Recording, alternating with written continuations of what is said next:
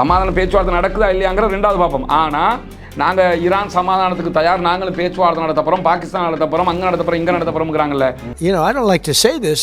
We've won this. This war has been won. உங்களை ஜெயிச்சாச்சு. ஜெயிச்சதனோட சமாதான பேச்சுவார்த்தை கிடையாது. நான் சொல்கிறத நீ கேளு என்று சொல்லணும்.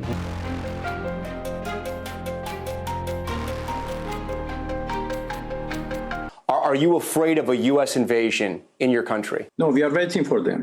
You are waiting for the U.S. military to invade the ground troops? Yes. அப்ப இங்க ஜெயிக்கிறங்கிற கதையே இல்ல. டொனால்ட் ட்ரம்பினுடைய கதையை வந்து குடிகாரண்ட பேச்சு மாதிரி நம்ம நினைச்சுக்கிற வேண்டியதான். ஈரான் ஏன் மத்திய கிழக்கு நாடுகளை தாக்க வேண்டும்? அவனுக்கு காசை கொடுக்க என்னன்னா எங்களை நீங்க பாதுகாத்துக்கணும், உங்களுக்கு இவ்வளவு நாங்க தருவோம்னு கொடுத்துக்கிட்டே இருந்தாங்க. இப்ப பாதுகாத்தானா? நேத்து கத்தார் தெளிவா அறிவிச்சிட்டாங்க, எங்களுடைய பிராந்தியம் முழுவதுமே பாதுகாப்பற்றதாக ஆக்கப்பட்டு விட்டது.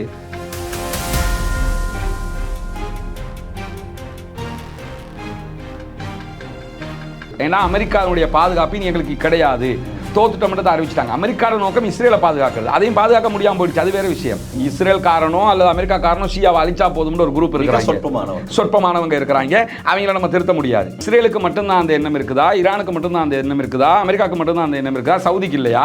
யுஏஇக்கு இல்லையா? சவுதி அரேபியா ஏன் யமன்ல போய் யுத்தம் பண்ணி அவ்வளவு பெரிய நாட்டை பிடிச்சி வச்சிருக்கான்? கரண்ட் இல்லாம போச்சுன்னா இங்க நமக்கு பெட்ரோல் தான் பிரச்சனை, அல்ல அப்படிதான் வச்சிருக்கிறான். நமக்கு பெட்ரோல் பிரச்சனை, அவங்களுக்கு குடி தண்ணீர் பிரச்சனை. அந்த பிரச்சனை உண்டாயிரும்ங்கிறதுனால தான் இப்ப ட்ரம்ப் வந்து 2 நாள் கொடுத்த கெடுவை நாங்க 5 நாள் ஆக்குறோம். இதுவரையிலே பதில் தாக்குதல்களை மத்திய கிழக்கு நாடுகள் மேற்கொள்ளவில்லை. என்ன காரணம்? அவன் அமெரிக்காவுக்கே அடின்னு அடிக்கிறான். இவங்க எத்தனை நாடு சேர்ந்து அடிச்சாலும் இப்ப அமெரிக்காவை விடவா, இஸ்ரேலை விடவா, எவன் போய் அடிச்சாலும், இன்னும் சொல்ல போனா ஐரோப்பிய நாடுகளே வரையலான்ட்டான். இவங்களுக்கு அவ்வளவு பலம் இருந்தா இஸ்ரேலோட சண்டைக்கு போயிருப்பாங்க. ஒன்னும் பலமும் கிடையாது.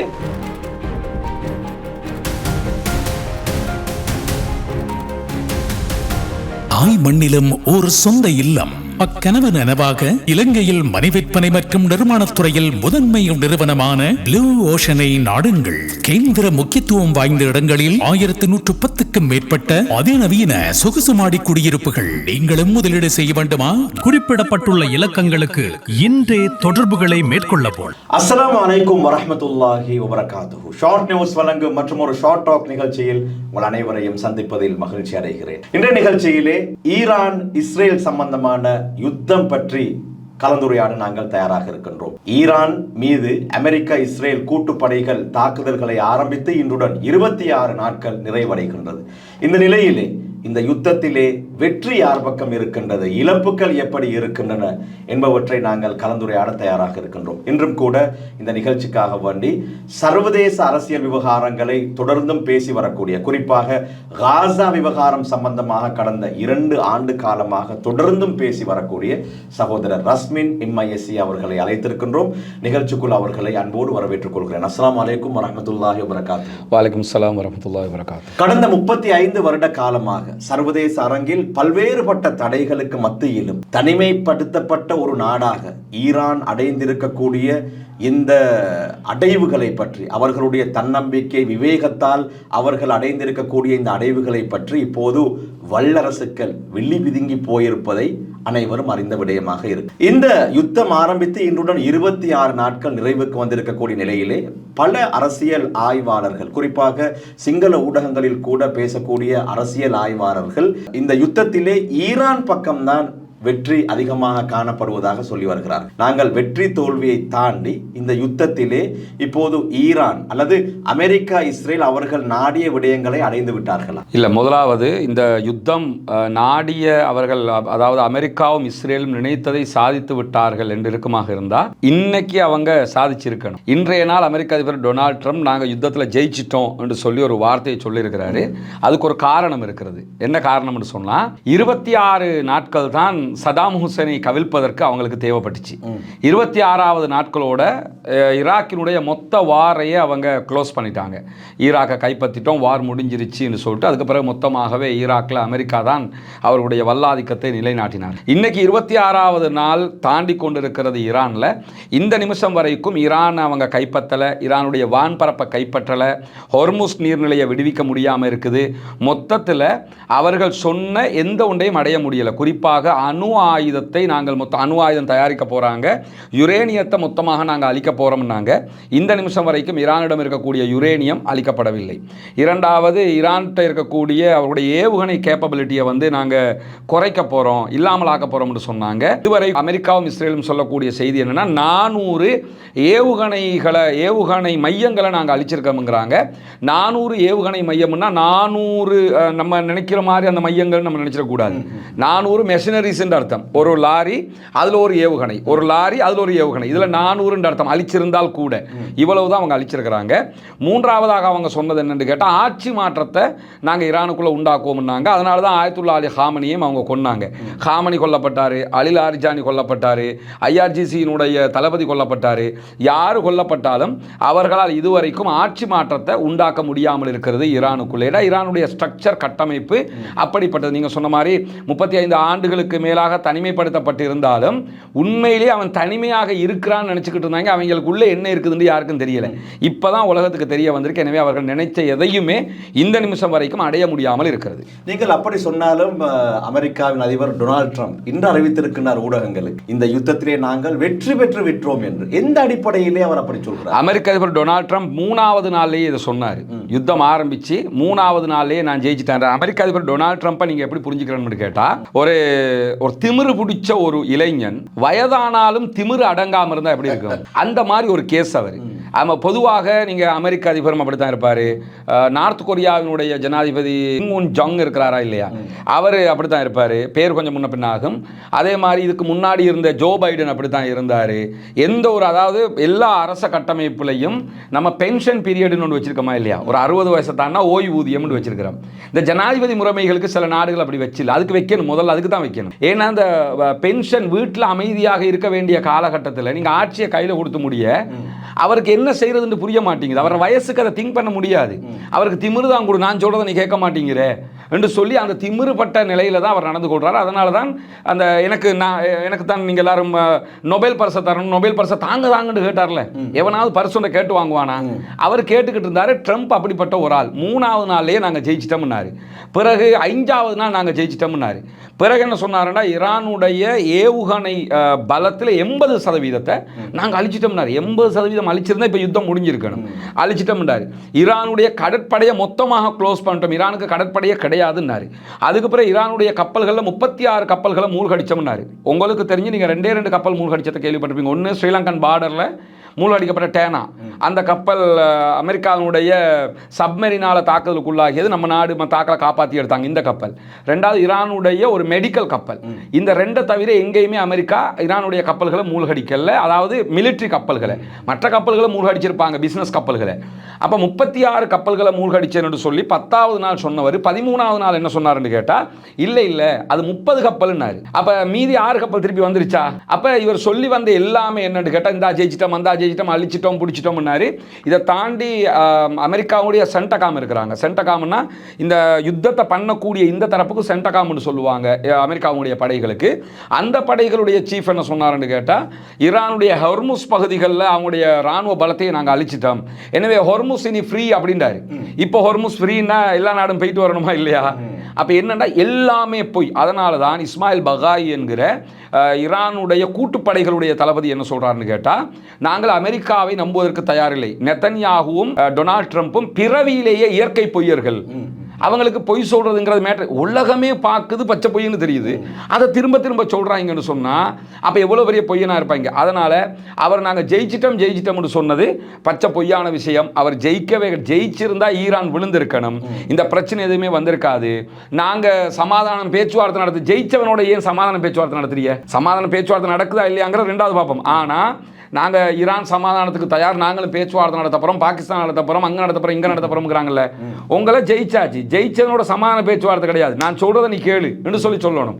அப்போ இங்கே ஜெயிக்கிறங்கிற கதையே இல்லை. டொனால்ட் ட்ரம்பினுடைய கதையை வந்து குடிகாரண்ட பேச்சு மாதிரி நம்ம நினச்சிக்கிற வேண்டியதான். பொறிக்குள் சிக்கிய நரிகள் கௌரவமாக தப்பித்துக் கொள்ள வாய்ப்பு தேடிக்கிட்டு இருக்கிறாங்க. சரி, இந்த யுத்தத்தை பொறுத்தவரையிலே இலங்கையிலே அதிகமான தமிழ் பேசக்கூடிய மக்கள், அவர்களுக்கு இருக்கக்கூடிய மிகப்பெரிய பிரச்சனை ஈரான் இஸ்ரேலை தாக்குவது ஓரளவு நியாயம். அதாவது இஸ்ரேலை யாராவது தாக்க வேண்டும், கண்டிக்க வேண்டும் என்பதிலே பலருக்கும் ஒரு விதமான திருப்தி, சந்தோஷம் இருக்கின்றது. ஆனால் ஈரான் ஏன் மத்திய கிழக்கு நாடுகளை தாக்க வேண்டும் என்ற விடயத்திலே மிகப்பெரிய கேள்வியும் கவலையும் அவர்களுக்கு இருக்கின்றன.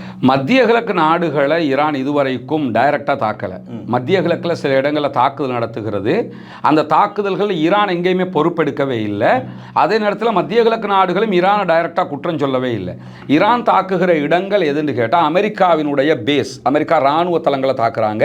அது குவைத்து, சவுதி, பஹ்ரைன், UAE எல்லா இடத்துலையும் இருக்குது. அதாவது GCC கண்ட்ரிஸ் எல்லாத்துலேயுமே இருக்குது. அந்த தளங்களை தாக்குறாங்க. ஈரான் அமெரிக்காவோட தான் சண்டை பிடிக்குது. அப்போ அமெரிக்காவோட சண்டை பிடிக்கல, ஒன்றோ நேரடியாக அமெரிக்காவுக்கே அடிக்கணும், இல்லைன்னா அமெரிக்காவுடைய சொத்துக்களுக்கு அடிக்கணும். இப்போ அமெரிக்காவுடைய சொத்துக்கள் GCCயில் இருக்குது. GCCயில் ஏன் இருக்குதுன்னு கேட்டால், எங்களோட நாட்டில் நீங்கள் வந்து தளத்தை அமைச்சுக்கிறீங்க, எங்களை நீங்கள் பாதுகாத்துக்கிறீங்கன்னு சொல்லி பண்டைய கால மன்னர்கள் மாதிரி இன்றைய கால மன்னர்களும் என்ன செஞ்சாங்கன்னு கேட்டால், அவனுக்கு கப்பம் கட்டிக்கிட்டு இருந்தாங்க. அவனுக்கு காசை கொடுக்க என்னன்னா, எங்களை நீங்கள் பாதுகாத்துக்கிறணும், உங்களுக்கு இவ்வளோ நாங்கள் தருவோம்னு கொடுத்துக்கிட்டே இருந்தாங்க. இப்போ பாதுகாத்தானா? நேற்று கத்தார் தெளிவாக அறிவிச்சிட்டாங்க, எங்களுடைய பிராந்தியம் முழுவதுமே பாதுகாப்பற்றதாக ஆக்கப்பட்டு விட்டது. ஏன்னா அமெரிக்காவுடைய பாதுகாப்பு இனி எங்களுக்கு கிடையாது, தோத்துட்டோம்ன்றதை அறிவிச்சிட்டாங்க. அமெரிக்காவோட நோக்கம் இஸ்ரேலை பாதுகாக்கிறது. அதையும் பாதுகாக்க முடியாமல் போயிடுச்சு, அது வேறு விஷயம். அப்போ GCCயில் இருக்கக்கூடிய அமெரிக்காவினுடைய தளங்களை தாக்குறாங்க. சில இப்போ இன்னைக்கு குவைத்தினுடைய ஏர்போர்ட்டில் தாக்குதல் நடத்தப்பட்டிருக்கு. குவைத் ஏர்போர்ட்னு சொன்னால், குவைத் ஏர்போர்ட்டில் அமெரிக்காவினுடைய விமானங்கள் பெட்ரோல் ஃபியூல் ஃபில் பண்ணக்கூடிய இடங்களாக இருக்கும். அமெரிக்காவினுடைய பேஸ், அமெரிக்காவினுடைய விமானங்கள் இருக்கக்கூடிய இடங்கள், அமெரிக்காவினுடைய தூதுவராலயங்கள், அமெரிக்காவினுடைய கம்பெனிஸ். அமெரிக்கா வந்து கூட்டு கம்பெனியாக இருப்பாங்க, அவங்க இன்வெஸ்ட் பண்ணி கம்பெனிஸ் நடத்துவாங்க. இந்த கம்பெனிஸ் மேலே எல்லாம் தாக்குதல் நடத்துகிறாங்க.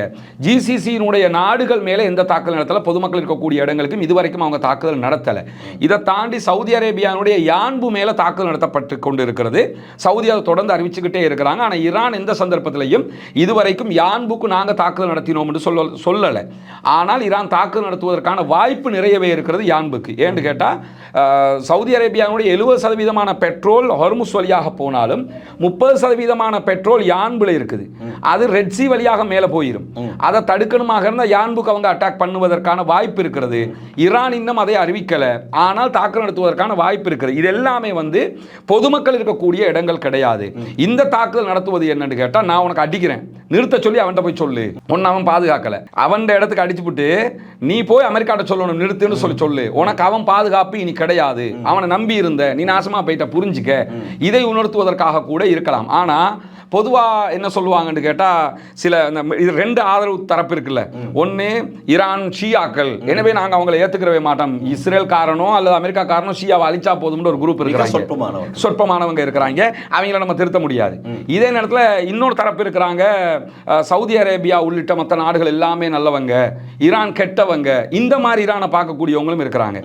அதுக்கு சில காரணங்கள் என்ன சொல்லுவாங்கன்னு சொன்னால், ஈரானுக்கும் இஸ்ரேல் வந்து எப்படி பறந்துபட்ட கிரேட்டர் இஸ்ரேலை உருவாக்குறதுக்கு தயார் இருக்குதோ, அது மாதிரி ஈரானும் ஒரு பறந்துபட்ட பாரசீகத்தை உருவாக்குறதுக்கு சவுதி, மிடில் ஈஸ்ட் எல்லாத்தையும் பிடிக்கிற நோக்கத்தில் இருக்கிறதுனால எந்த அரபு நாடுகளும் ஈரானை ஏற்றுக்கொள்ளாது, ஏன்னா அவங்களே கைப்பற்ற இருக்கிறாங்க அப்படின்னு சொல்லி ஒரு காரணத்தையும் சொல்லுவாங்க. நம்ம என்ன யோசிக்கணும்னு கேட்டால் அப்துல் ரஹ்மான், இந்த இன்னொரு நாட்டை கைப்பற்றுவது, ஆக்கிரமிப்பது என்பது இஸ்ரேலுக்கு மட்டும்தான் அந்த எண்ணம் இருக்குதா, ஈரானுக்கு மட்டும்தான் அந்த எண்ணம் இருக்குதா, அமெரிக்காவுக்கு மட்டும்தான் அந்த எண்ணம் இருக்குதா, சவுதிக்கு இல்லையா, UAEக்கு இல்லையா?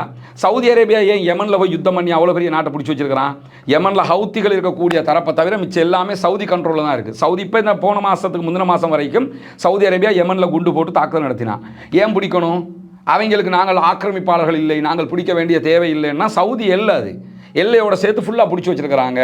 ஹதரமவுத்தில் இருந்து சனா வரைக்கும் பல பகுதிகளில் அவங்க, சனா வந்து ஹூத்திஸ்ட் இருக்குது, சனா ஒட்டிய பகுதிகள் எல்லாம் பிடிச்சி வச்சிருக்கிறாங்க. UAE சோமாலியா வரைக்கும் வெப்பன் சப்ளை பண்ணி ஏன் தாக்குதல் நடத்திக்கிட்டு இருக்கிறான்? UAEக்கு பிடிக்கிற எண்ணம் இல்லையா? UAEக்கு சொந்தமான அல்மூசா தீவுகளை ஈரான் கைப்பற்றி வச்சிருக்குங்கிற விமர்சனத்தை சொல்கிறாங்க. ஏன் UAE யமனுக்கு சொந்தமானதை கைப்பற்றி வைக்கலையா? UAEயும் இஸ்ரேலும் சேர்ந்து யமனுக்கு சொந்தமான ஒரு தீவை கைப்பற்றி வச்சிருக்கிறாங்க. இதில் நியாயம் பார்க்கறதுக்கு யாரும் கிடையாது. இது குரானும் கிடையாது, சுன்னாவும் கிடையாது. இது ஆக்கிரமிக்க நினைக்கிறவங்க அத்தனை பேரும் சவுதி அரேபியாவுக்கு நான் தான் பெரிய அண்ணனா இருக்கணும் என்ற நம்பிக்கை இருக்குது, எண்ணம் இருக்குது. UAEக்கு நான் தான் மிடில் ஈஸ்டுக்குள்ள பெரிய ஆள் ஆகணுங்கிற எண்ணம் இருக்குது. எல்லாத்தையும் தாண்டி இஸ்ரேலுக்கு நான் தான் எல்லாரையும் சேர்த்து அரபு நாட்டுக்காரலாம் எனக்கு கீழே தான் இருக்கணும், நான் தான் பெரிய ஆள், யூதர்கள் தான் பெரிய ஆளுன்ற எண்ணம் இருக்குது. ஈரானை பொறுத்தவரை நாங்கள் பாரசீகர்கள், நாங்கள் தான் ஆளணுங்கிற எண்ணம் இருக்குது. இப்படி எல்லோருக்குமே இந்த எண்ணங்கள் இருக்குது. இப்போ நம்ம என்ன பார்க்கணும்னு கேட்டால், இந்த யுத்தம் என்பது அமெரிக்க இஸ்ரேல் சேர்ந்து ஈரானுக்கு அடிக்கிறான். அப்போ ஈரானுக்கு அடிக்கும்போது ஆல்ரெடி காசாவுக்கு அடித்தான். காசா மக்கள் திரும்பி நின்று தாக்குதல் நடத்தினாலும் பலத்த அழிவுகள் காசாவுக்குள்ளே ஏற்பட்டிருக்குது. ஆனால் ஈரானுக்குள்ள அது அவங்களால பண்ண முடியலை. ஈரான் கெத்தா எலும்பி நின்றுக்கிட்டு இருக்கிறான். இந்த அடிப்படையில் தான் இந்த தாக்குதல்களை நம்ம பார்க்கணுமே தவிர ஜிசிசி கண்ட்ரிஸை பொறுத்தவரையில் அந்த கண்ட்ரிஸுக்கு ஈரான் டைரக்டாக எந்த தாக்குதலையும் இன்னும் நடத்தலை. ஆனால் நடத்துவோம் இருக்காங்க. எப்பன்னு கேட்டால் ஈரானுடைய மின்சார நிலையங்கள் மேலே சொன்ன மாதிரியே அமெரிக்கா தாக்குதல்களை நடத்தினால் நாங்கள் ஜிசிசி கண்ட்ரிஸில் இருக்கக்கூடிய எல்லா மின்சார நிலையங்களுக்கும் தாக்குதல் நடத்துவோம். அதே மாதிரி இஸ்ரேலில் இருக்கக்கூடிய மின் நிலையங்களுக்கு தாக்குதல் நடத்துவோம் இருக்காங்க. இது நடந்தால் நினச்சிக்கிறங்க, இனி ஜிசிசியும் கிடையாது, இஸ்ரேலும் கிடையாது. ஏன் கிடையாதுன்னு கேட்டால் உங்களுக்கே தெரியும், அரபு நாடு வந்து கடல் நீரை நன்னீராக்கித்தான் குடிநீராக்குவாங்க. அங்கே நல்ல தண்ணி கிடையாது. கடல் தண்ணியை உப்பு தண்ணியை எடுத்து தான் நன்னீராக்குவாங்க.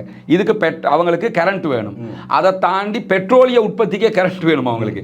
இதை தாண்டி நீங்கள் எடுத்துக்கிட்டீங்கன்னு சொன்னால் அங்கே ஏசி இல்லாமல் இருக்க முடியுமா? நம்ம நாட்டில் ஏசி இல்லாட்டி நத்திங். நமக்கு ஏசி இல்லாமல் அங்கே குடிசை கைத்தொழில் கூட நீங்கள் பண்ண முடியாது. பாலைவனம். அது ஜிசிசியாக இருந்தாலும் சரி, இஸ்ரேலாக இருந்தாலும் சரி, ஈரானாக இருந்தாலும் சரி, எல்லாருக்குமே ஏசி வேணும். கரண்ட் பவர் பிளானட்டுகளுக்கெல்லாம் அடிக்க ஆரம்பிச்சிட்டான்னா, கரண்ட் இல்லாமல் போச்சுன்னா இங்கே நமக்கு பெட்ரோல் தான் பிரச்சனை. அல்ல அப்படி தான் வச்சிருக்கிறான். நமக்கு பெட்ரோல் பிரச்சனை, அவங்களுக்கு குடி தண்ணீர் பிரச்சனை. அந்த பிரச்சனை உண்டாயிரும்ங்கிறதுனால தான் இப்போ ட்ரம்ப் வந்து 2 நாள் கொடுத்த கெடுவை நாங்கள் 5 நாள் ஆக்குறோம், பவர் பிளானட்டுகள் மேலே அட்டாக் பண்ண மாட்டோம்ன்ற முடிவுக்கெல்லாம் வந்திருக்காரு. எனவே இதுவரைக்கும் அவங்க பொதுமக்கள் இருக்கக்கூடிய பகுதிகளுக்கு பொதுமக்களுக்கு கஷ்டம் வர்ற மாதிரி அட்டாக் நடக்கல. நீங்கள் ஜிசிசி கண்ட்ரியில் இருக்கக்கூடியவங்களுக்கு கேட்டாலே சொல்லுவாங்க, அவங்களோட அன்றாட வேலைகளை செய்யத்தான் செய்கிறாங்க. ஃபோனுக்கு அலர்ட் வரும், இப்போ இந்த ஏவுகணை வந்துகிட்டு இருக்குதுன்னு அவங்க கவனமாக இருக்கணும். அப்போ பொதுமக்கள் இருக்கக்கூடிய சில இடங்களுக்கு தாக்குதல் நடக்குதுன்னு கேட்டால் இவங்க இன்டர்பிரிட் பண்ணுறாங்க. இப்போ யூஏயில் இருக்கக்கூடிய தேடு அல்லது அயன் டோம் சிஸ்டம் என்ன செய்யும்னு கேட்டால் வரக்கூடிய ஏவுகணையை தடுக்கும். தடுக்கல அது வெடிச்சு செதறி அந்த பாகங்கள் கீழே விழுந்து சில ஆபத்துகள் நடக்குமே தவிர அது இல்லாமல் எந்த ஆபத்துகளும் நேரடியாக கிடையாது. இந்த மத்திய கிழக்கு நாடுகளுக்கு ஈரான் தாக்குதல்களை மேற்கொள்ளும் போது நாங்கள் பார்த்தோம், சவுதி அரேபியாவாக இருக்கட்டும், குவைட்டாக இருக்கட்டும், இன்னும் கட்டாராக இருக்கட்டும், இவர்கள் எல்லாம் பலத்த கண்டனங்களை தெரிவித்தார்கள். நாங்கள் திருப்பி அடிப்போம், கவனமாக இருங்கள், தாக்குவோம் என்றெல்லாம் சொன்னார்கள். இதுவரையிலே பதில் தாக்குதல்களை மத்திய கிழக்கு நாடுகள் மேற்கொள்ளவில்லை. என்ன காரணம்? மத்திய கிழக்கு நாடுகள் பதில் தாக்குதல் மேற்கொள்ளாமல் இருப்பதற்கு 2 காரணம் இருக்கிறது. ஒன்று, மத்திய கிழக்கு நாடுகளை நீங்கள் எப்படி நினச்சிக்கிறேன்னு கேட்டால் கையை பொத்தி வச்சுக்கிடுவாங்க. பாம்பு இருக்கு, பாம்பு இருக்கு, பாம்பு இருக்கும்பாங்க. திறந்து காட்டினா உள்ள ஒன்றும் இருக்காது. இப்போ யுத்தத்துக்கு போனாங்கன்னா இன்னும் கேவலப்பட்டுருவாங்க. மத்திய கிழக்கு நாடுகளில் எல்லா நாடுகளுமே அமெரிக்காவையும் அவங்களுடைய ஆயுதத்தையும் தான் நம்பி நின்றது. ஏன்னா உலகத்தில் நீங்கள் வியட்நாம் வார் எடுத்துக்கிட்டால் வியட்நாம் வாரில் அமெரிக்கா தோற்று போயிட்டாங்க. அதுக்கு பிறகு நமக்கு தெரிஞ்சு நடந்த ஓர்கள் எல்லாம், ஓப்பனாக நடந்த ஓர்களில் ஈராக்கு, ஆப்கானிஸ்தான், இந்த ஓர்கள் எல்லாம் அமெரிக்காவினுடைய யுஎஸ்எஸ் ஆப்ரஹாம் லிங்கன் கப்பல் வந்துருச்சுன்னா எல்லா நாடும் அரண்டுருவாங்க. யுஎஸ்எஸ் ஜெரால்ட் ஃபோர்டு வந்துருச்சுன்னா அரண்டுருவாங்க. ஏன்னா விமானம் தாங்கி கப்பல், F-35 விமானங்கள் இருக்குது, F-14 வகையான விமானம் இருக்குது, F-22 விமானம் இருக்கிறது. அவர்களுடைய எல்லா தளமும் மத்திய கிழக்கில் இருக்குது. அமெரிக்கா நினைச்சா உலகத்தில் எவனையும் அடிக்கலாம்ங்கிற ஒரு நிலை இருந்துச்சு. இதை நம்பித்தான் ஈரான் மேலே அமெரிக்கா அட்டாக் பண்ணினாலும் ஈரானால் ஒன்றும் பண்ண முடியாது. நம்ம மேலே ஈரான் அடித்தாலும் உடனே அமெரிக்காவுடைய தேட் இருக்குது, தேடுன்னா அதை வரக்கூடிய மிசைலை தடுக்கக்கூடியது, தடுத்துருவாங்க என்கிற நம்பிக்கையில் எல்லா அரபு நாடுமே இருந்தாங்க. இருந்துக்கிட்டு இருக்கும்போது ஈரான் அடிக்க ஆரம்பித்ததோட இவங்களால் தடுக்க முடியலை. ஏன்னா இந்த தேடாக இருந்தாலும் எதாக இருந்தாலும் ஒரு அட்டாக் வரும்போது நீங்கள் அதுக்கு பதிலடி குறித்த அளவு தான் கொடுக்க முடியும். இப்போ நேற்று இஸ்ரேல் யூஎன்ல ஒரு ரெசல்யூஷன் கொண்டு வர்றான். எதுக்கு கொண்டு வர்றான்னா, இந்த கொத்து குண்டு இருக்குல்ல, கிளஸ்டர் குண்டும்பாங்க, இந்த கொத்து குண்டுகளை போட வேணாம்னு சொல்லுங்க. யுத்தத்தில் இதெல்லாம் ஈரான் பயன்படுத்துது, பொதுமக்கள் சாகுறாங்க. அப்போ காசாவில் செத்ததெல்லாம் ஆடு மாடு மந்தைகளா? அங்கே கிளஸ்டர் குண்டை இஸ்ரேல் போட்டுச்சு, அப்போ யாரும் கேட்கலையே. அதே மாதிரி லெபனானுக்குள்ள கிளஸ்டர் குண்டு போட்டிங்களா? அப்போ நான் இப்போ போடுறது சரின்னு சொல்ல வரல, யார் மேலே போட்டாலும் பிள்ளை தான். ஆனால் அப்பயே உங்களுக்கு வலிக்கலை. இந்த கிளஸ்டர் குண்டுகளை பொறுத்தவரையில் அது என்ன ஆகும்னு கேட்டால், அது நீங்கள் எப்போ தடுக்கலாம்னு சொன்னால், அது விண்வெளியை விட்டு இவன் ஏவிட்டான், திருப்பி எல்லைக்குள்ளே வந்து நுழையும் போதே அட்டாக் பண்ணிட்டீங்கன்னா தடுத்துடலாம். அதில் தலை விரிய முன்னாடி, தலை இப்படி இருக்கும், அது விரிய முன்னாடி நீங்கள் அட்டாக் பண்ணி தடுக்கணும். விரிஞ்சதுக்கு பிறகு உங்களுக்கு தடுக்கலை. ஏன்னா 1ல் இருந்து 24 விரியும், 24ல் ஒவ்வொன்றுலையும் 80 விரியும். கிட்டத்தட்ட 2000 குண்டு 8 to 10 கிலோமீட்டருக்கு அட்டாக் பண்ணும். அப்போ இது இஸ்ரேலால் தவிர்க்க முடியாத ஒன்றாக இருக்குது. தாங்க முடியாமல் அவங்களால எப்படா இதை எதிர்கொள்ள முடியாமல் இருக்கிறமேன்னு இருக்கிறாங்க. இந்த மாதிரி எந்த ஒரு குண்டுகளையும் இதுவரைக்கும் அவங்க கிளஸ்டரோ அல்லது சிஜிலோ கரம் ஷஹரோ, இந்த மாதிரி பயங்கரமான குண்டுகள் இருக்குது. இந்த எதையுமே ஈரான் இதுவரைக்கும் சவுதி மேலேயோ, குவைத் மேலேயோ, பஹ்ரைன் மேலேயோ, அரபு நாடுகள் எந்த கண்ட்ரிஸ் மேலேயுமே அவங்க பயன்படுத்தலை. ஏன்னா அவங்களோட நோக்கம் அரபு நாடுகளுக்கு அடிக்கிறது இல்லை, ஜிசிசியில் இருக்கக்கூடிய அந்த அமெரிக்காவுடைய தலைகளுக்கு அடிக்கிறது. இப்படி இருக்கும்போது அரபு நாடுகள் நினைச்சாங்க அமெரிக்காவுடைய தேடு போய் தடுத்துரும், எல்லாருமே தடுத்துரும், அதனால நம்ம வர்றதை பார்த்துக்கலாம் இருந்தாங்க. அமெரிக்கா நம்மளை காப்பாற்ற நேற்று கத்தாருடைய ஓப்பன் ஸ்டேட்மெண்ட்ல அது விளங்கிடுச்சு. ரெண்டாவது சொல்றாங்கல்ல, நாங்க வருவோம், சண்டை பிடிப்போம், நாங்களும் 2 பார்ப்போம்ங்கிறாங்கல்ல, இது சும்மா வெத்து வேட்டு பேச்சு. 7 மணி போய் பாருங்கன்னு சொல்லி பாருங்க, அங்க போய் ஒன்றும் செய்யல. ஏன்னா நீங்க நம்பி இருந்தது அமெரிக்காவை, அவன் அமெரிக்காவுக்கு அடிச்சுட்டான். நீங்க முகமது அலி கிலேயோட பின்னுக்கு நிக்கிறீங்கன்னு வச்சுக்கிறீங்க, பெரிய பாக்ஸர் தானே அவரோட நீங்க, அவர் பெரிய குத்துச்சண்டை வீரர், அவரை நம்பிக்கிட்டு தான் நீங்க இருக்கிறீங்க. ஒருத்தன் முகமது அலி கிலேயே கீழே அடிச்சு கீழே உளுத்தாட்டி விட்டான், நீங்க போய் நிக்கலுமா? அவன் அமெரிக்காவுக்கே அடின்னு அடிக்கிறான். இவங்க போய் என்னத்த, இவங்க எத்தனை நாடு சேர்ந்து அடிச்சாலும் இப்ப அமெரிக்காவை விடவா, இஸ்ரேலை விடவா, எவன் போய் அடிச்சாலும், இன்னும் சொல்ல போனா ஐரோப்பிய நாடுகளே வரையலான்ட்டான், யூரோப் கண்ட்ரியில் பிரான்ஸ் வரையலான்ட்டான், எந்த நாடுகள் நாங்கள் உள்ள வரமாட்டோம்ங்கிறாங்க, ஜப்பான் வரையலாங்கிறான். இந்த நாடுகளே வரையலான்னும் போது நாங்கள் போய் அடிப்போம்னா கையை பொத்தி வச்சுக்கிட்டு பாம்பு இருக்குன்னு சொல்கிற கதை.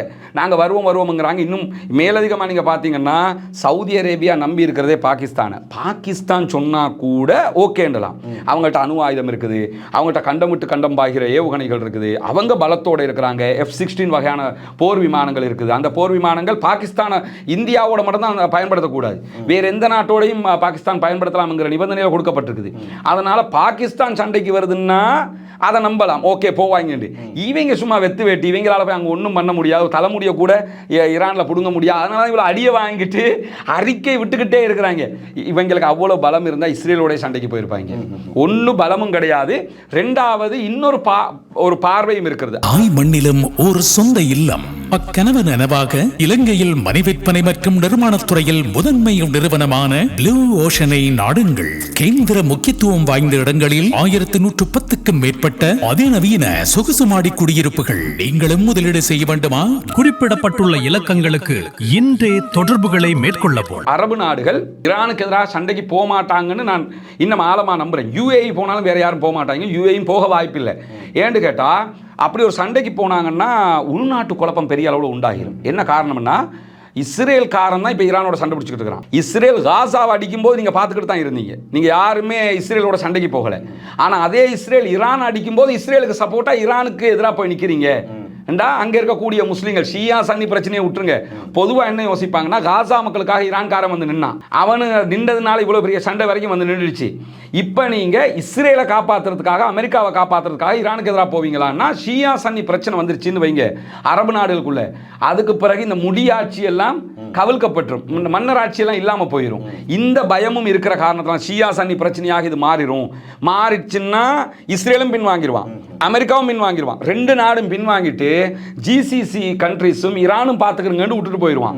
இந்த பயமும் அவர்களுக்கு இருக்கிறது, நல்லெண்ணத்தோடு உண்டான பயம் ஒன்றும் அவர்களுக்கு இருக்கிறது. எனவே GCC கண்ட்ரிஸ் எல்லாம் சண்டைக்கு போறதுக்கான வாய்ப்பே கிடையாது. எனவே உங்களுடைய கருத்துப்படி மத்திய கிழக்கு நாடுகள் பதில் தாக்குதல்களை ஒருபோதும் மேற்கொள்வதற்கான வாய்ப்பு இல்லை ராஜா. சரி, நாங்கள் இலங்கை விவகாரத்தை பற்றியும் இந்த நேர்காணலில் சில விடயங்களை பேச வேண்டும். குறிப்பாக இலங்கைக்கு தொடர்ச்சியாக பெட்ரோல் கிடைக்குமா என்ற சந்தேகம் இலங்கை மக்களிடத்தில் இருக்கின்றது. அதற்கான பதிலையும் நீங்கள் சொல்ல வேண்டும். இதற்கிடையிலே ஸ்ரீதரன் MP அண்மையிலே சொல்லியிருந்தார், இந்த யுத்தத்திலே நாங்கள் ஈரான் பக்கம் இருக்கக்கூடாது, ஏனென்றால் இலங்கையிலே நடந்த யுத்தத்திலே ஈரான் தமிழர்களுக்கு எதிராக செயற்பட்டது, எனவே நாங்கள் இந்த யுத்தத்திலே ஈரானுக்கு எதிராக நிற்போம் என்ற ஒரு கூற்றையும் சொல்லியிருந்தார். இந்த 2 விடயங்களுக்கும் பதில் சொல்லுங்கள். முதலாவது என்னன்னா, ஸ்ரீதரன் MP அவர்களுடைய கூற்று முதல் 100% பிழையான வாதம். அது யதார்த்த ரீதியிலும் பிழையானது, மனிதநேயம் என்கிற அடிப்படையிலும் பிழையானது. அதை எப்படி பிழைன்னு நம்ம நிறுவனம்னு கேட்டால், எனக்கு இந்த பேச்சு அவர் சர்வதேச மகளிர் தினத்தில் இதை பேசியிருந்தார்னு நினைக்கிறேன். இதை கண்டதோடு எனக்கு ஒரு கவலை வந்தது. இப்போ அவர் தான் தமிழ் தேசிய கூட்டமைப்பினுடைய தலைவர். தமிழ் தேசிய கூட்டமைப்பு என்பது ஐயா சம்பந்தன் போன்ற மனிதநேயமிக்க பல தலைவர்களை கொண்ட ஒரு கூட்டமைப்பு. அதுக்கு முன்னாடி இருந்த தலைவர்களும் சரி, இப்போ இருக்கிற தலைவர்களும் சரி, அதில் இருக்கக்கூடிய இன்னும் இருக்கிற பல தலைவர்களும் சரி, மனிதநேயத்திற்காக நிற்கக்கூடியவர்கள். காசா ஓரில் எல்லாம் நம்ம பார்த்தோம், அந்த தலைவர்கள் நம்ம கூடவே நின்னாங்க.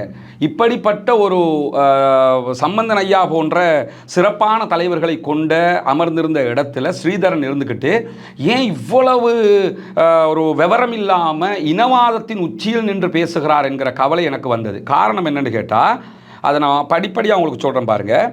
கடைசி யுத்தத்தில் ஈரான் எங்களுக்கு எதிராக ஆயுதம் கொடுத்தது எங்கள் மக்களை கொல்வதற்கு. அதனால் நாங்கள் ஈரானுக்கு எதிராக இருக்கிறோம், இஸ்ரேலுக்கு ஆதரவாக இருக்கிறோம் என்பது அவருடைய வாதம். இது முதல்ல சரிதானாங்கிறத ரெண்டு விதமாக பார்க்கணும். ஈரான் ஆயுதம் கொடுத்துச்சா இல்லையாங்கிறது ஒன்று, இஸ்ரேலுக்கு சப்போர்ட்டாக நீங்கள் இருக்கிறதுக்கான காரணம்ங்கிறது ரெண்டாவது. முதல் விஷயம் நீங்கள் எடுத்துக்கிறீங்க, கடைசி யுத்தத்தில் இந்தியாவும் உங்களுக்கு எதிராக இருந்தது. அவ்வளவு போராட்டங்கள் நடத்தியும் இந்தியா தமிழர்களுக்கு எதிராகத்தான் கடைசி ஓரில் இருந்தது. கவர்மெண்ட் இலங்கை அரசுக்கு ஆதரவாகத்தான் முழுவதுமாக இருந்தது. நீங்க இப்ப இந்தியாவுக்கு எதிராக இருக்கிறீங்க. ஸ்ரீதரன் எம்பி இந்தியாவுக்கு எதிராக நாங்கள் இந்தியாவை கணக்கெடுக்க கூடாது, இந்தியாக்காரர்கள் அநியாயக்காரர்கள் அப்படின்னு சொல்லுவார். அவரு சொல்ல மாட்டார். ரெண்டாவது, கடைசி ஓரில் உக்ரைன் இலங்கைக்கு ஆயுதம் கொடுத்தது. ஆனால் பாராளுமன்றத்தில் உக்ரைன் ரஷ்யா ஓர், நான் அந்த கிளிப்பை வேணும்னா உங்களுக்கு தர்றேன், அந்த வீடியோ எங்களோட கைவசம் இருக்கிறது. உக்ரைன் ரஷ்யா ஓரை பற்றி பேசுகிற நேரத்தில் இதோட அட்டாச் பண்ணி வேணும்னா போடுங்க, நான் தர்றேன். உக்ரைன் ரஷ்யா வார் நடக்கிற நேரத்தில் ஸ்ரீதரன் எம்பி பாராளுமன்றத்தில் என்ன பேசுகிறாருன்னு கேட்டால், உக்ரைன் தமிழ் மக்களை கொல்வதற்கு ஆயுதம் கொடுத்தது, ஆனால் நாங்கள் மனிதநேயமிக்கவர்கள். அவர்கள் கொடுத்திருந்தாலும் உக்ரைனில் ரஷ்யா மக்களை கொல்வதை நாங்கள் ஏற்றுக்கொள்ள முடியாது, பொதுமக்களை யாரும் கொல்லக்கூடாதுன்றாரு. இன்று பாருங்கள், ரஷ்யா தன்னுடைய பாதுகாப்பு கருதி உக்ரைன் மீது சண்டை செய்கிறது. உக்ரைனில் இருக்கிற மக்கள் துன்பப்படுகிறார்கள். அங்கிருக்கிற மக்கள் சாரை சாரியாக புறப்பட்டிருக்கிறார்கள். பல லட்சம் மக்கள் இடம்பெயர்கிறார்கள். உக்ரைன் மீது நாங்கள் அனுதாபப்படுகிறோம். உக்ரைன் நாட்டைச் சேர்ந்த பெண் விமானிகள், உக்ரைன் நாட்டைச் சேர்ந்த விமானிகள், உக்ரைன் நாட்டுடைய விமானங்களை நீங்கள் பயன்படுத்தி வடக்கிலும் கிழக்கிலும் எங்கள் மீது குண்டுகளை பொழிந்தீர்கள். உக்ரைன் மீது நாங்கள் அனுதாபப்படுகிறோம். அப்போ உக்ரைன் உங்களுக்கு எதிராக ஆயுதம் கொடுத்திருக்கின்றது உங்களுக்கு தெரியுது. தெரிஞ்சிருந்தாலும் உக்ரைனில் பொதுமக்களை ரஷ்யா கொள்றதை நாங்கள் ஏற்றுக்கிற மாட்டோம்ங்கிறீங்க, ஏன்னா நீங்கள் மனித நியமிக்கவர்கள். சரி, ஒரு வாதத்துக்கு ஈரான் ஆயுதத்தை கொடுத்திருந்திருந்தாலும் நீங்கள் இப்போ என்ன சொல்லியிருக்கணும்? ஈரான் எங்கள் மக்களை கொள்வதற்கு ஆயுதம் கொடுத்திருந்தாலும் நாங்கள் ஈரானில் பொதுமக்கள் கொள்வதை நாங்கள் ஏற்றுக்கொள்ள முடியாது என்று தானே சொல்லியிருக்கணும். தமிழ் மக்களை ஸ்கூல் பிள்ளைகள் என்று எல்லாரையும் கொள்வதற்கு ஆயுதம் கொடுத்தார்கள் என்று சொல்லக்கூடிய ஸ்ரீதரன் இப்ப ஈரான்ல 200 ஸ்கூல் பிள்ளைகள் ஒரே இடத்துல கொல்லப்பட்டாங்களே, அப்ப அதை அங்கீகரிக்கிறாரா? அதை ஏத்துக்கிறாரா? அப்ப ஏன் உக்ரைனுக்கு ஆயுதம் கொடுத்திருந்தாலும் இந்த நிலை தான் எடுப்போம்ங்கிறீங்க? ஈரான் ஆயுதம் கொடுத்திருந்தது, அதனால நாங்க இஸ்ரேல் பக்கம் நிற்போம்ங்கிறீங்க. இஸ்ரேல் இப்ப ஈரான்ல கொள்ற அப்ப அத்தனை கொலைகளை நீங்க அங்கீகரிக்கிறீங்கன்னு அர்த்தம். ரெண்டாவது, ஈரான் என்ன ஆயுதம் எப்போது கொடுத்தது என்பதை தைரியம் இருந்தால் ஸ்ரீதரன் எம்பி நிரூபிக்கணும். இந்த டேட்ல இப்ப இந்த மாதிரி ஆதாரத்தோட காட்டணும், சும்மா ஆவணங்களோட காட்டணும். ஈரான் யுத்த நேரத்தில் செஞ்சது ரெண்டு காரியம். ஒன்று, இலங்கைக்கு பெட்ரோல் கொடுத்தாங்க. சரியா? இப்பயும் பெட்ரோல் கொடுக்குறேன்னு இருக்காங்கல்ல. இப்ப பெட்ரோல் கொடுத்தா ஈரான் பெட்ரோல் தருது, நான் அந்த பெட்ரோல் ஓட மாட்டேன்னு ஸ்ரீதரன் எம்பி சொல்லுவாரா? சொல்ல மாட்டார்ல. அப்பவும் பெட்ரோல் கொடுத்தாங்க, இப்பவும் பெட்ரோல் கொடுக்குறாங்க. அப்ப நாட்டுக்கு கடன் தேவைப்பட்டுச்சு, இலங்கைக்கு ஈரான் கடன் கொடுத்தது. அந்த கடனை எடுத்து இலங்கை ஆயுதம் வாங்கிச்சா, அரிசி வாங்கிச்சாங்கிறது ரெண்டாவது. அவன் கடன் கேட்டான், கடன் கொடுத்தாங்க.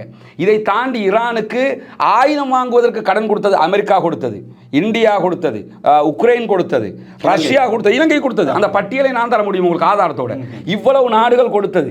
இந்த அமெரிக்காவோட அவர் அண்ணன் தம்பியா பழகுவார், கனடாவோட அண்ணன் தம்பியா பழகுவார், பிரிட்டிஷ் ஆயுதம் கொடுத்தது அண்ணன் தம்பியா பழகுவார். இன்றைக்கும் அமெரிக்கா உள்ளிட்ட பல அமெரிக்க நாடுகளையும் ஐரோப்பிய நாடுகளையும் விடுதலை புலிகள் தீவிரவாத அமைப்பாகத்தான் அந்த நாடுகள் அறிவித்திருக்கின்றன.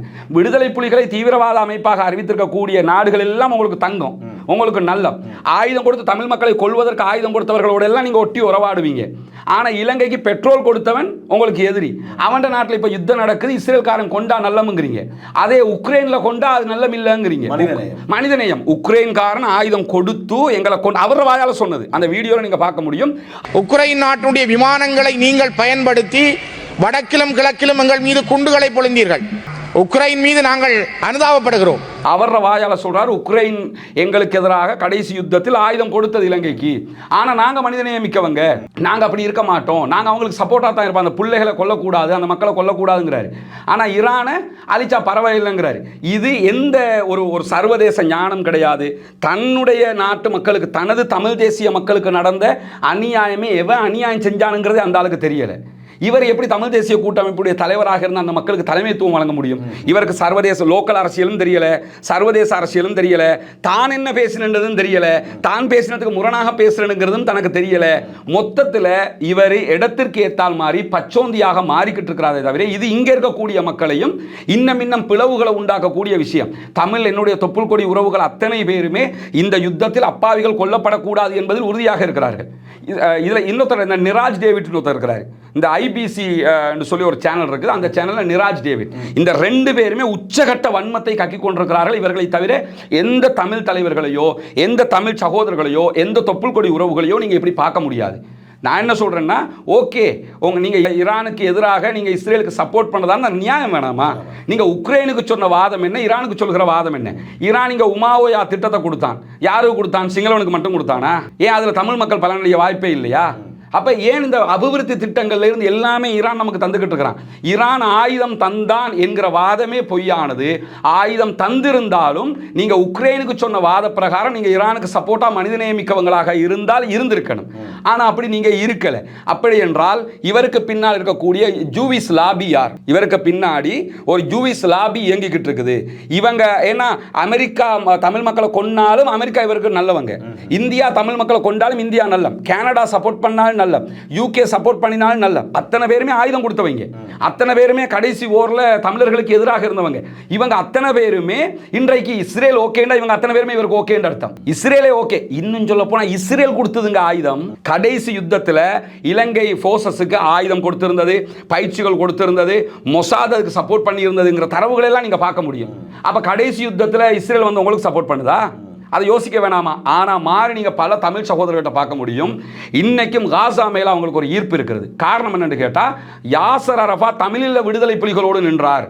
யாசர் அரஃபாத் அவர்களுக்குரிய ஆக்கங்களையும் ஊக்கங்களையும் கொடுத்தார், ஆயுத ரீதியாக ஒத்துழைப்புகளை கொடுத்தார் என்கிற நம்பிக்கை அவர்களிடத்தில் இருக்கிறது. அதை பற்றிய தரவுகளும் இருக்கிறது. நிறைய தமிழ் சகோதரர்களுடைய வீடுகளில் பிரபாகரன் ஃபோட்டோ இருக்கும், பக்கத்தில் யாசர் அரஃபாத்தில் ஃபோட்டோ இருக்கும். அப்போ உங்களுக்கு யார் நெருக்கம்? உங்களோட யார் நின்னா? இங்கே உங்களோட தமிழ் கடைசி வாரில் இலங்கை முஸ்லீம்களுக்கும் தமிழ் சமூகத்துக்கும் இடையில் வந்த பிரச்சனை என்னன்னா, முஸ்லீம்கள் மீதான தாக்குதல்கள். அதில் முஸ்லீம்கள் வெறுப்படைந்திருந்தார்கள். புலனறுவலை தாக்கினது, காத்தாங்குடி பள்ளிவாசல் தாக்குதல், வடக்கு வெளியேற்றம், இந்த மாதிரி பிரச்சனைகளால் நம்ம ஓரமாகி நின்னோம். இப்போ அதெல்லாம் மறந்து ஒற்றுமையாக அண்ணன் தம்பிகளாக மாமன் மச்சன்களாக பிட்டும் தேங்காய் பூவையும் போல நம்ம வாழ்ந்துகிட்டு இருக்கிற நேரத்தில் எவ்வளவு பெரிய வன்மத்தை வந்து எந்த ஒரு சர்வதேச அரசியல் ஞானமும் இல்லாமல், உள்நாட்டு அரசியல் ஞானமும் இல்லாமல், தண்ட மக்களை கொள்றதுக்கு எவன் ஆயுதம் கொடுத்தானுங்கிற சொட்டு தெளிவு கூட இல்லாமல் வந்து பேசிக்கிட்டு இருக்கிறார். எனவே ஸ்ரீதரன் ஐயாவினுடைய இந்த பேச்சு வன்மையாக கண்டிக்கத்தக்கது. அவர் இனங்களுக்கு இடையில குரோதத்தை உண்டாக்கும் விதமாக பேசுறாரு. தமிழ் தேசிய கூட்டமைப்பினுடைய தலைமையாக சம்பந்தன் ஐயா இருந்த இடத்துல இப்படிப்பட்டவர்கள் இருக்கிறார்கள் என்கிற பெருங்கவலை எனக்கு இருக்கிறது. ஒன்று.